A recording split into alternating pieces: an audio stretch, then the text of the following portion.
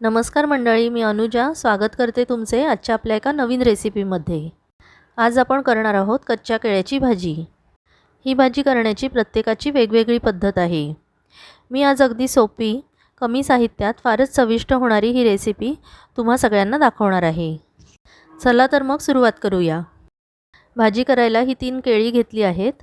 आधी ती कशी चिरायची ते बघू, कारण कच्च्या केळ्याचं साल तसं पटकन निघत नाही। आधी देठाचा आणि खालचा भाग कापून टाकला। मग 2 उंचवट्यामध्ये सुरीने असं उभं चिरून घ्यायचं, म्हणजे त्याची सालं काढायला सोपं जातं।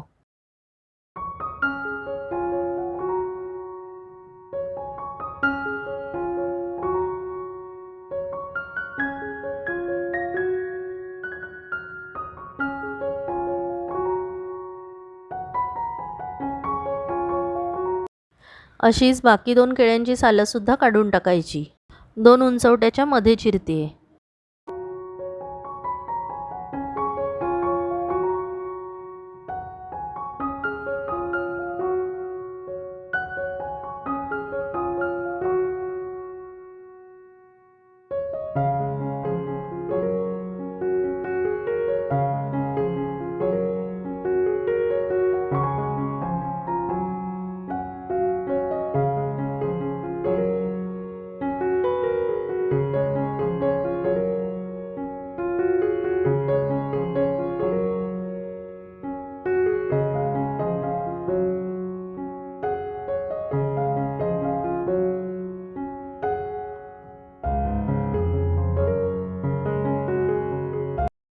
सोललेल्या केळ्याचे असे छोटे छोटे तुकडे केले।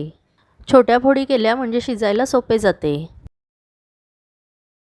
काही जण मोठ्या फोडी करून कुकरमध्ये शिजवतात, पण कुकरमध्ये शिजवल्यामुळे ती जास्त शिजली जाते। त्यापेक्षा छोट्या फोडी केल्या तर भाजी छान शिजते। चिरून झाल्यावर ती लगेच पाण्यात टाकायची, म्हणजे भाजी काळी पडत नाही आणि त्याला थोडासा चीक असतो तोही निघून जातो। भाजी करण्यासाठी कढईत 1 टेबलस्पून तेल तापत ठेवलं आहे। तेल तापलं की अर्धा टीस्पून मोहरी, पाव टीस्पून हिंग आणि पाव टीस्पून हळद घालूया।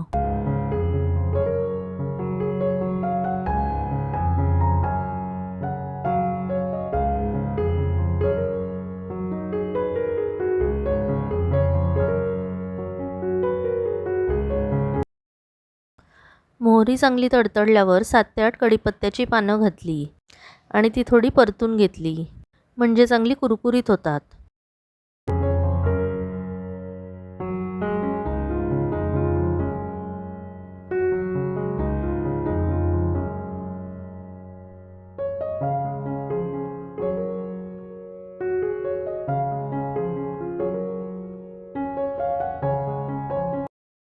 मग केळ्याच्या फोडी घातल्या आणि चांगलं मिक्स करून घेतलं।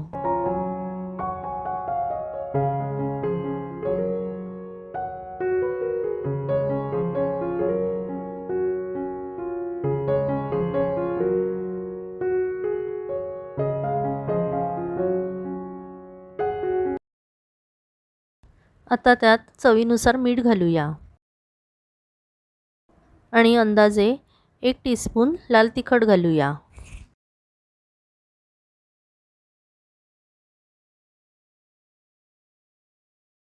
एक टीस्पून साखर घातली। साखर आपापल्या आवडीनुसार घालावी आणि तुम्हाला आवडत नसल्यास तुम्ही नाही घातली तरी चालेल।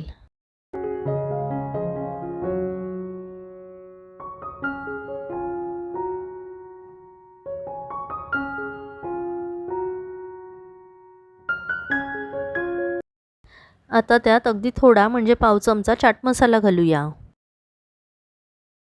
चाट मसाल्यामुळे या भाजीला खूप छान चव येते, त्यामुळे तो स्किप करू नका। त्याऐवजी तुम्ही 1 चमचा लिंबाचा रस घालू शकता किंवा 2 आमसूलही घालता येतील। मिक्स करून झाल्यावर त्यावर झाकण ठेवून थोडा वेळ शिजू देऊया। गॅसची फ्लेम लो ठेवावी। भाजी शिजायला अंदाजे 10 मिनिटं तरी लागतील, पण मधून ढवळत राहावे। 5 ते 7 मिनिटांनंतर भाजी शिजली आहे का ते एकदा चेक करावे। तशी बऱ्यापैकी भाजी शिजली आहे, पण अजून 2-3 मिनिटं आपण झाकण ठेवून शिजू देऊया।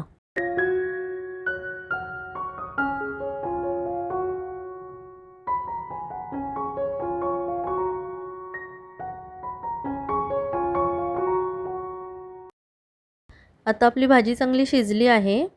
त्यात मी 2 टीस्पून दाण्याचं कूट घालते आणि तेवढंच ओलं खोबरंसुद्धा घालूया.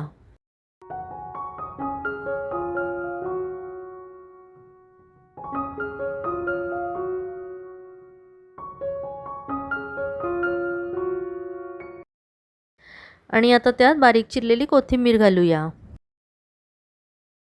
अशा प्रकारे आपली भाजी तयार झाली आहे. ही भाजी अतिशय पौष्टिक असते.